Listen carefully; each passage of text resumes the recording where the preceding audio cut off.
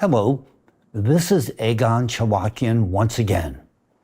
Today I am obliged to report on yet further distressing news concerning the Siberian Plume, the enormous magma structure that is aggressively eroding the base of the East Siberian Plate as I now speak.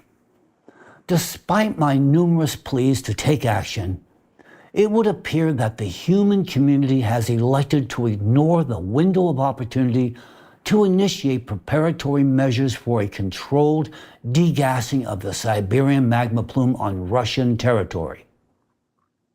Yes, you did hear me correctly. The situation we now face is vividly clear. The time when we could have and should have begun preparing for a planned and controlled degassing of the Siberian Plume has come and gone. Politely put, that course of action is no longer available to any of us. Allow me to elucidate. In 2025, the Earth entered a new phase of seismic activity. You have witnessed this yourselves. Under the influence of the plume, two powerful earthquakes with magnitudes above 7 occurred within a single week. First, a magnitude 7.0 event occurred on the border between Alaska and the Yukon. Only 2 days later, a magnitude 7.6 earthquake struck off the coast of Japan. This is not a random concurrence. These events are indicators of deep geodynamic processes driven by the pressure exerted by the Siberian Plume on the Earth's crust. The year 2025 confronted us with a succession of geodynamic records and anomalies.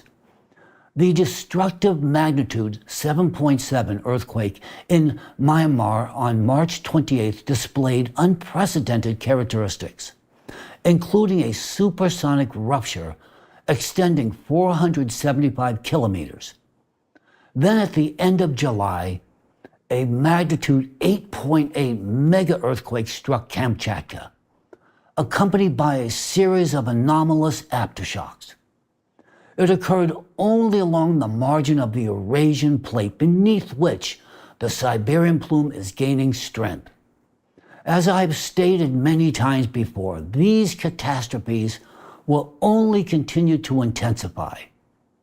I'd like to show you just one chart today based on data from open sources. It reflects the number of earthquakes of magnitude 3 and above, according to the publicly available platform, Volcano Discovery, which aggregates seismic information from various reporting systems worldwide. As you can see, the year 2025 stands out with a dramatically increased number of earthquakes across the entire planet. I do not personally believe that such a strike can be attributed to the sudden deployment of an extraordinary number of new seismic sensors in 2025. As I have already noted, the Earth has entered a new level of seismic activity, and initiating the degassing of the Siberian Plume is no longer a viable option. Please allow me to clarify. A realistic timeline for preparing the degassing of the Siberian magma plume is at least 4 years, assuming close international cooperation and the full engagement of the world's leading specialists. The first 2 years of that period would have been devoted to control and monitoring. During those initial 2 years, fundamental research and exploratory drilling should have been conducted to ascertain precisely where degassing could have been carried out without triggering catastrophic lava breaches at the surface. We still lack a detailed understanding of the plume's internal structure, the distribution of gas reservoirs, and the composition of fluids at different depths.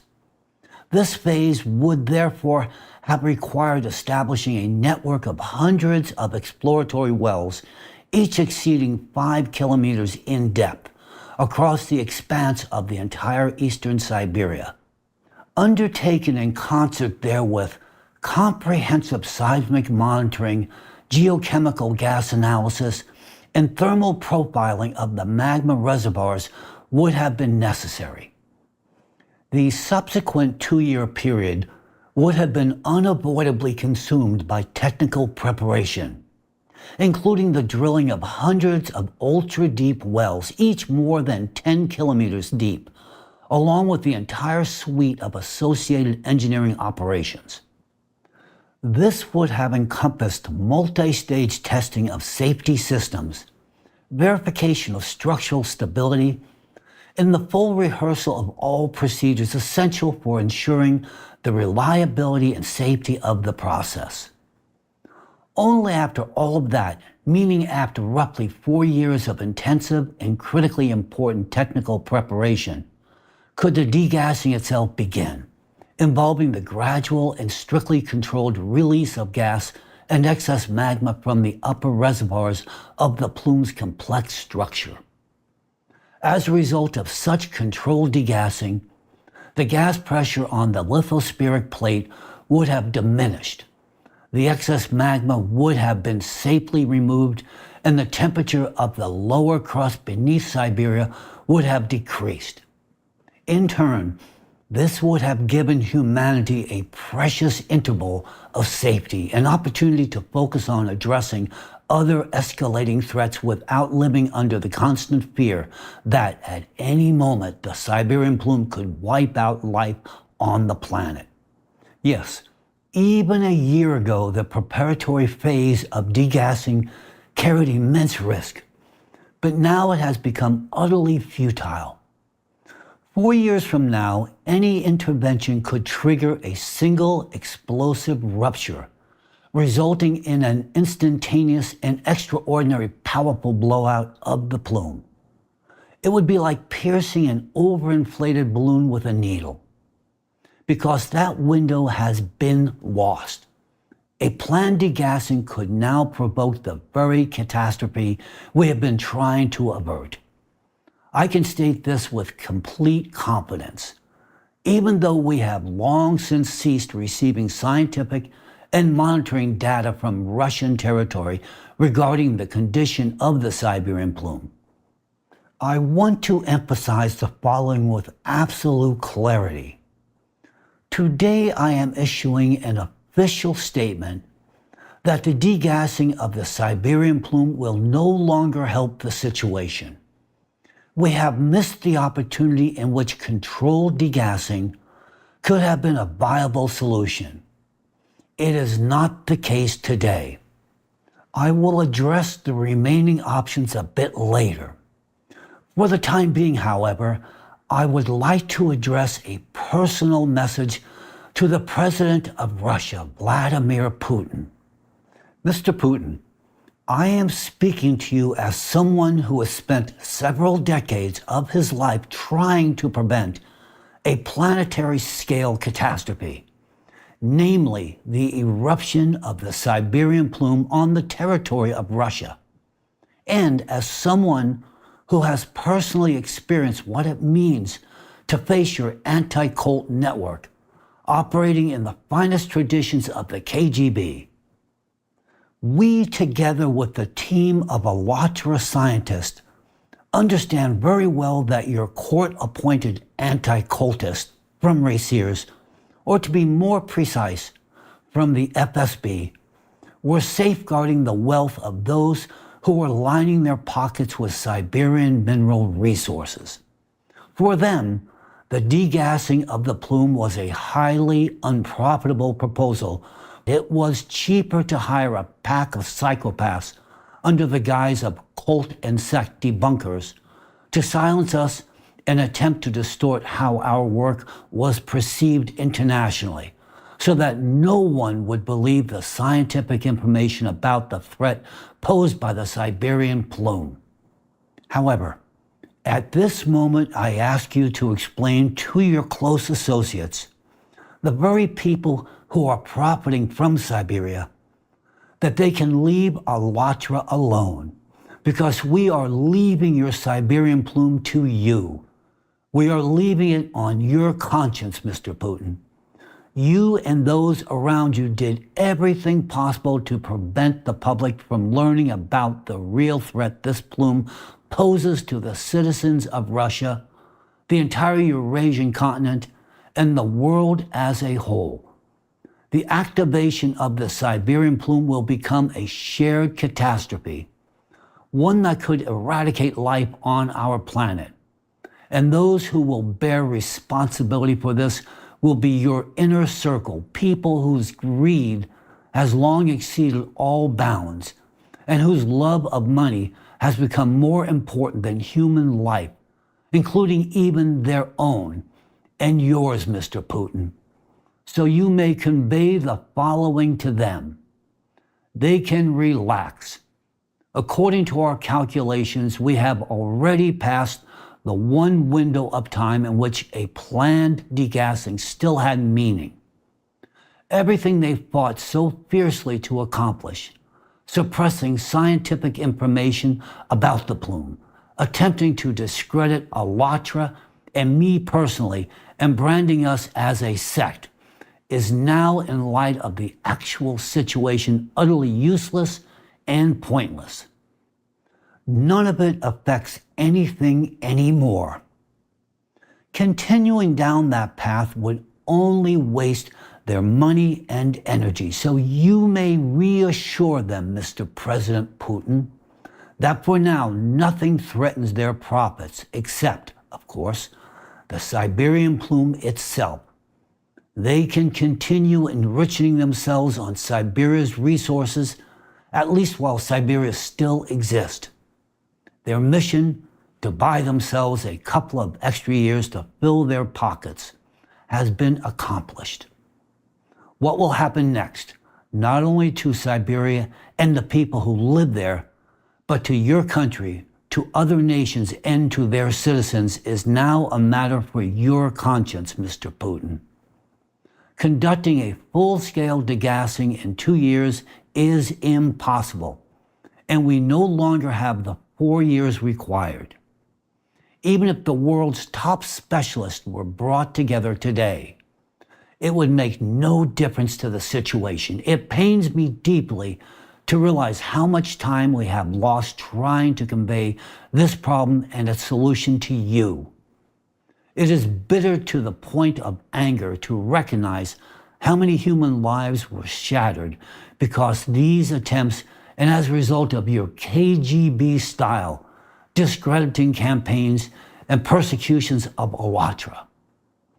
Think of how much suffering fell upon people who hoped and believed they would be heard and understood. How many decent individuals were forced into unjust and brutal criminal cases. How many peaceful and honest people are now locked away in Russian prisons. And for what? Because your well-groomed inner circle is so desperate to keep stuffing their insatiable pockets with money stolen from the people. Because they tremble at the thought that the Siberian scheme, which warms their wallets, might shut down. They cling to their loot so fanatically that, to intensify the persecution of Alatra even abroad, they activated their KGB network, that is, the FSB, though the essence is the same, all to conceal the truth about the Siberian plume.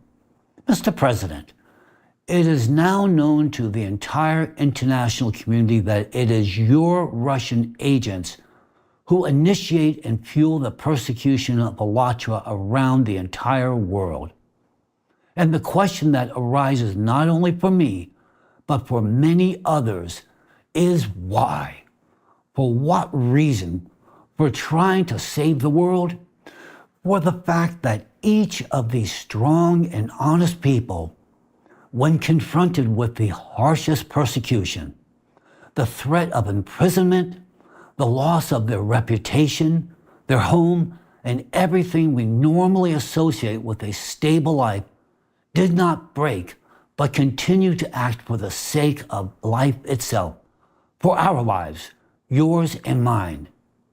Every volunteer of Alatra is a true, dignified hero.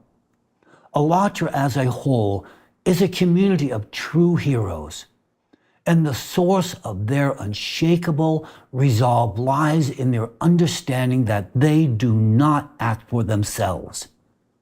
Each one of them acts to preserve the very possibility of life for every person on this planet. What have they done to deserve such harsh treatment from you and your closest circle? These are people striving to help all of humanity, including you and your own family. Here I am overtaken by profound incomprehension.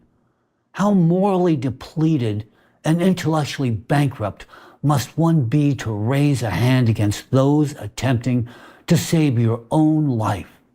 How can you pursue those who are fighting for the very possibility of a future for your children and grandchildren, as well as for every child on this planet? Mr. President, do you have even a trace of conscience or officer's honor left? Or has money erased everything together with your conscience and your honor? Do you even comprehend what has happened? Do you understand the precipice on which you have placed human life, including your own life and the lives of your children and grandchildren? Do you grasp the edge on which you have placed everything? You can see in facts and figures how dramatically seismic activity on the planet has increased in recent years. Look again at the seismic events along the plate boundaries in the regions of Kamchatka and Japan. Is that not evidence enough? Let me tell you, we warned about this directly and openly. We warned that activity along the edges of the Eurasian plate would intensify as the plume became more active. And we warned that the strongest and most anomalous events would and could be expected in northern Japan and the Kamchatka region. We issued these warnings systematically and publicly. Today, even the most inexperienced student understands that Alatra was right and clearly recognizes the consequences that will inevitably follow. You will see this for yourself, and now the entire world will as well. Alatra was right. Yes, that is the reality. However, the tragedy is that today we are no longer in a position to help. And the equipment we deployed to mitigate climatic and geodynamic consequences, including on Russian territory, is likewise no longer able to help. Yes, it operated stably and effectively for 10 years, performing its mitigating function. And although its role was only to, figuratively speaking, dampen the foam without removing the fire, even in that capacity, it provided you with an enormous advantage.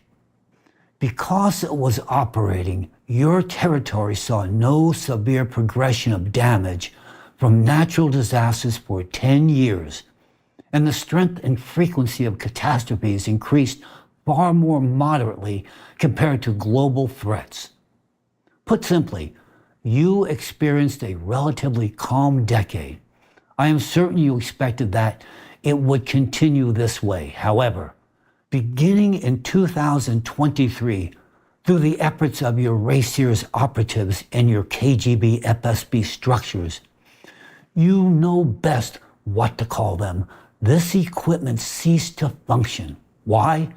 Because your associates, driven by their insatiable appetite for money, unleashed upon their KGB-style pack of cult fighters.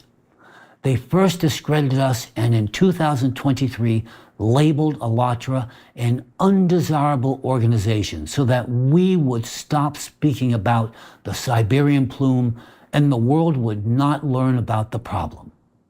Naturally, we were compelled to shut down the equipment and remove it, thereby halting all our activity on your territory. Now, in 2025, we are not merely undesirable in Russia, we are officially so-called extremist. Well, at this point, it makes no difference to us. What remains for you is to assess how much damage Russia has suffered from climatic disasters over these past 2 years, compared to the calm 10-year period when the equipment was operating. Moreover, I want you to understand that the benefits of this equipment were not limited to you alone. The entire world benefited from its operation, and you deprived not only yourselves of that benefit, but the entire world. I state with full responsibility, today, anyone even remotely connected to science understands this. Had the equipment continued to operate, neither the Kamchatka region nor the area around Japan would be facing the seismic threat we see this very moment.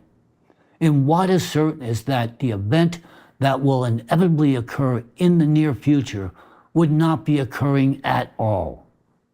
Mr. Putin, in addressing you directly now, I fully understand and comprehend that Russia today functions under a North Korea 2.0 model, that the internet is heavily restricted, and that everything possible is being done to prevent people from hearing Cholakian. That's right, me. But I must disappoint you. Your population is far smarter than you assume. What I am saying will be heard regardless, both by Russians and by people in other countries. Your attempts to limit their population's access to the truth under a respectable pretext that supposedly protects them are laughable. Stop lying to your people, to your voters, claiming that you are cutting off their internet access to protect them. You are doing it to preserve the money you extract from Siberia and to prevent them from hearing Cholakian. Yeah, me. They see what is happening around them. Homes are collapsing because the permafrost is melting. Winds have grown so strong that they destroy everything in their path. Massive floods, inundations, river overflows, and catastrophic fires are occurring. Everyone can see the impact of climate-driven disasters. None of this can be concealed anymore. And people are beginning to understand that the period of relative stability ended the moment we were forced to shut down the equipment that had provided that advantage. You killed the goose that laid your golden eggs. No sane person would have done such a thing, yet now you silence everyone and launch repressions. The entire world, and Russians in particular, remember the era of Yuzhov and Stalin well. And what do we see today? The era of Dvorkin and Putin. You have recreated the same thing. You placed a maniac and a psychopath, the so-called respected Professor Dvorkin, in a position where he decides who is thrown into prison and who is not. Dvorkin has revived repressions in the footsteps of Yuzhov. How many people today have been imprisoned because of him, and how many are under investigation? How effortlessly he managed to organize a campaign against Alatra in the finest communist traditions of Yuzhov. Looking back, when Yuzhov and Stalin annihilated hundreds of thousands, millions of lives, people today ask, how was this even possible? Where were the officers?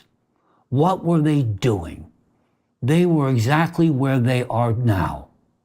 Mr. President, why is it that none of your officers tells you the truth to your face?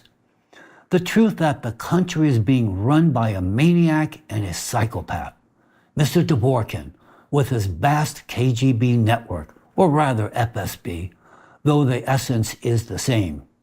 No, they do not tell you that. But your officers do say, well, Dvorkin is nobody. Nobody, and yet they follow his orders, not yours, Mr. President.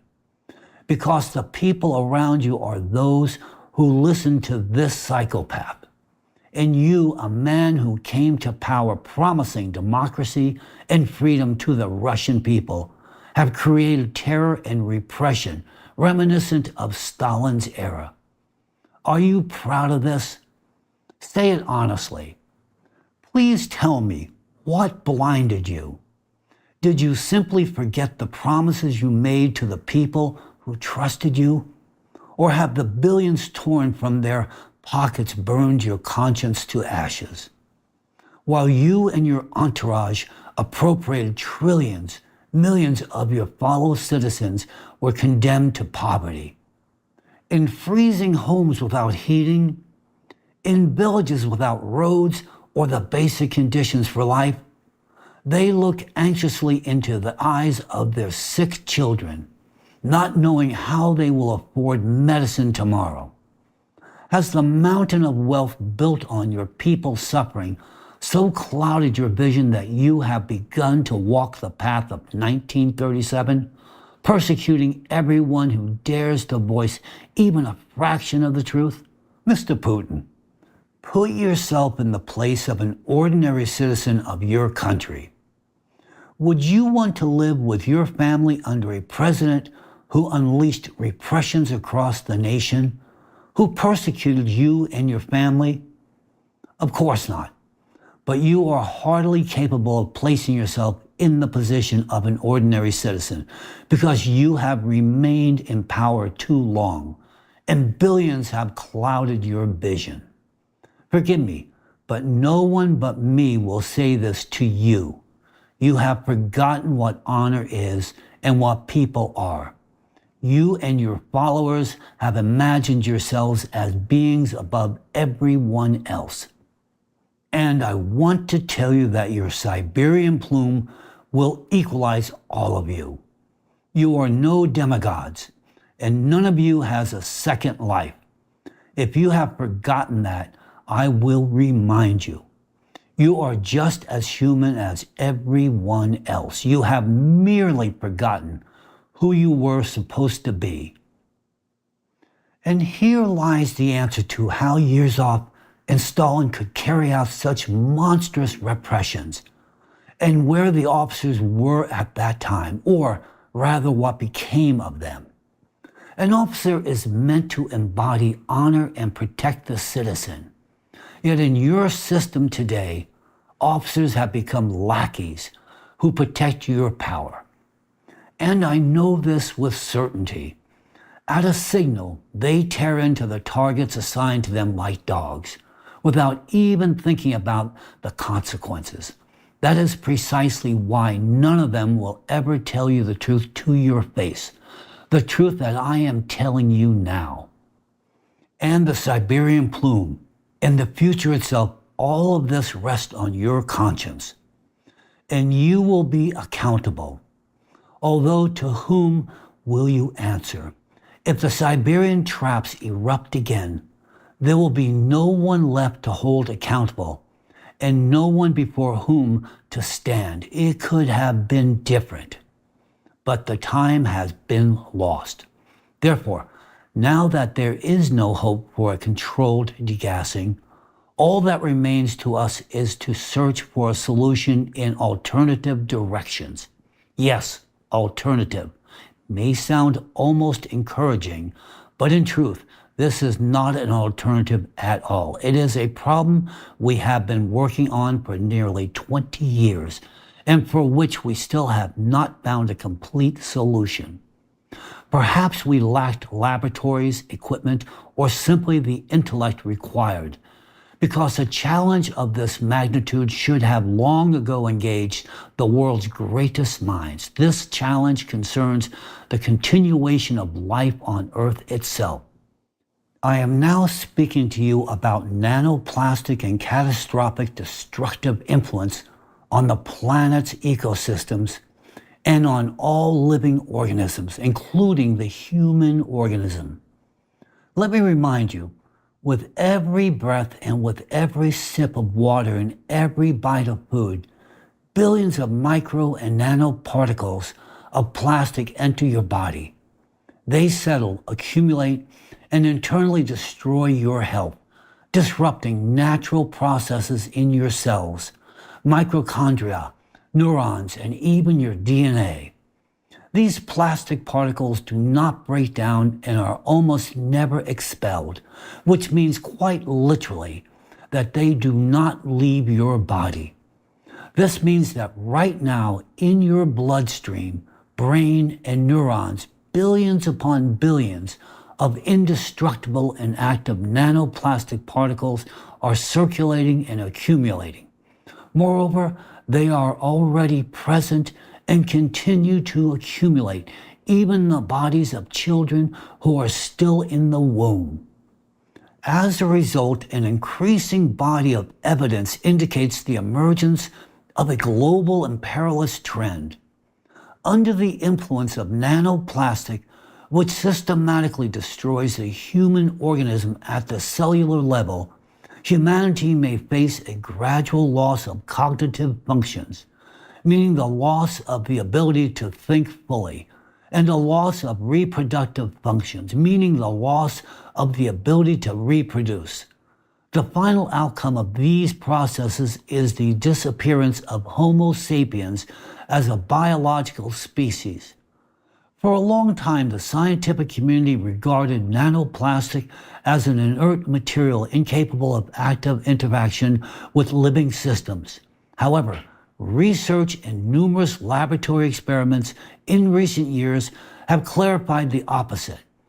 Nanoplastic is not inert, and what makes it an active agent is its ability to accumulate electrostatic charge on its surface.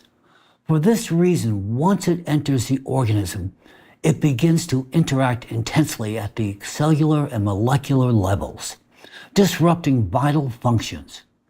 We understood 20 years ago that micro and nanoplastic are not inert. Moreover, Alatra scientists explicitly stated that the primary danger of nanoplastic lies precisely in its ability to accumulate and retain an electrostatic charge for extended periods. It is this accumulated charge that enables nanoplastic to interfere with the basic electrical processes of all organisms, disrupting the fundamental mechanisms of their functioning and interrupting the impulse of life. We also explained that this property makes nanoplastic similar to an electric, a material capable of preserving electrostatic charge for a very long time. Figuratively speaking, a magnet made of electrostatic electricity. Having identified the problem, Alatra scientists were likewise the first to indicate its solution. If nanoplastic is stripped of its electric-like properties, the root of its harmfulness can be removed. In other words, nanoplastic must be rendered inert by depriving it of its charge. It sounds simple, but in reality it is an extraordinarily complex task. The challenge is not to create a new type of plastic with different characteristics, but to alter the properties of nanoplastic that already exist in our bodies, in the bodies of all other living creatures on the planet, and in the air, soil, and water across the world. Today, the search for a solution to this problem must engage scientists everywhere. And to grasp the true scale of what is unfolding, I strongly recommend that you watch the documentary Nanoplastics: Threat to Life. It premiered on December 7th and was produced by Alatra volunteers with the support of the Analytical Center, Alatra Global Research Center. This is not merely a film, it is a culmination of many years of research presenting the threat of micro and nanoplastic as clearly as it can possibly be shown in a popular scientific format. The film brings together scientific data, the work of leading researchers, their direct testimony, and their real stories. It reveals what the global scientific community is only now beginning to openly acknowledge: how nanoplastic is systematically destroying our biosphere and ourselves. For the first time, a single film presents a comprehensive and systematic overview of the entire body of scientific evidence regarding the actual impact of micro and nanoplastic. This is the first study to reveal the full extent of this threat, shedding light on the true magnitude of the danger that looms over current and future generations. Watch this film. It will put many things into perspective if you dare to look at reality without illusions. There are no exaggerations here, only facts gathered from across the world and the cold logic of processes already underway. Processes that cannot be stopped if we continue pretending that everything is under control. Moreover, the film makes it eminently clear that even if we were to abandon plastic entirely tomorrow, the situation would not be saved. The quantity of micro and nanoplastic particles already present in the biosphere is enough to destroy it several times over. Another critical danger of nanoplastic lies in its influence on the planet's climate system. Its particles interfere with heat exchange processes and atmospheric dynamics, amplifying the overall warming of the Earth. The saturation of the atmosphere, hydrosphere, and biosphere with micro and nanoplastic is already leading to the acidification of ocean waters, rising ocean temperatures, disruptions in atmospheric processes, intensifying storms, and other natural disasters. Allow me to remind you of a fact that vividly illustrates what happens when the solutions we proposed are ignored. Several years ago, when the nanoplastic problem had not yet reached a critical stage, we at Alatra proposed a timely and effective solution to cool the world ocean, returning it to its normal temperature after it had become overheated. The proposal was for a large-scale transition to the use of atmospheric water generators, AWGs. This technology would have accelerated natural evaporation from the ocean surface, which in turn would have cooled it. The process also had a second, equally important effect: the potential to remove micro and nanoplastic particles from the ocean. It was a twofold solution to an impending catastrophe. However, our proposal went unheard, and now the time is gone. Irrevocably, the concentration of nanoplastic in the ocean and the atmosphere has reached a point of no return, where the technology we proposed years ago as a means of preservation would now become an accelerant of catastrophe. If we initiate large-scale evaporation using AWGs today, something horrific will occur. The operation of these generators would cause an even greater quantity of micro and nanoplastic particles to transfer from the ocean into the atmosphere. As a result, instead of cleansing the planet, we would transform it into a sealed chamber even more saturated with these charged plastic particles, and therefore heating even faster. Moreover, we would trigger a sharp exponential surge in the concentration of nanoplastic in the air we breathe, and consequently an even more rapid and irreversible destruction of human health and of humanity's future itself. Thus, a technology created to purify and preserve life, when applied too late, becomes a technology of mass destruction.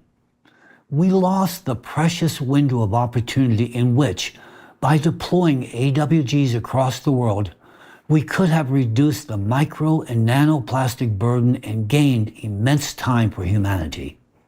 We could have cleansed the ocean. We could have cleansed the atmosphere, but we did not. The issue of AWGs was buried under the howling of your KGB operatives, who branded us a sect and our ideas as pseudoscience. They made us unheard. Today, however, the mask has come off. The whole world now sees where the pseudoscience was and where the reliable science forecasts were. Everything we forecast is happening precisely, point by point, as we speak, including the seismic events in Japan, in the Kamchatka region, associated with the growing activity of the Siberian Plume, and many others. Everything is unfolding exactly as we predicted. So who turned out to be the pseudoscience? Who are the apologists of deception? They are the Vinogradovs and others like them, with their Academy of Great Sciences, who appear on prime Russian channels and shamelessly lie to their citizens, telling Russians that the activation of the Siberian Plume is nothing to fear. They say, "Move to Siberia with your children. It is good here." If they are so confident, then let them take their own children from other continents and bring them to live in Siberia, since it is supposedly such a safe and pleasant place. And we will watch how they live there. If you say Siberia is safe, prove it to the people. To summarize what has been said, a tragic pattern is unfolding before us. And we already have two clear examples of how effective technologies, when not applied in a timely manner, not only cease to be useful, but also turn into the opposites. These are the atmospheric water generators, AWGs, and the technologies of controlled degassing of the Siberian Plume. Twice we were not heard, and twice as a civilization we are losing a working instrument that could have eased our path and delayed catastrophe. Had the solutions we proposed, AWGs and degassing, been applied in time, humanity could have continued its course calmly, focusing on its own pursuits. Even those same greedy profiteers who enrich themselves on Siberian resources at the expense of humanity's future could have continued stuffing their pockets and chasing their delusional attempts to extend their miserable lives beyond the limits of the species. But today I must state, it is pointless to speak of extending life when the killer has already penetrated the very place where life begins. When he destroys children in the womb, rendering them disabled, what extension of life do you speak of? When the generation being born now already faces a high likelihood of having no offspring due to the influence of nanoplastic. And if offspring do appear, they will bear severe disabilities.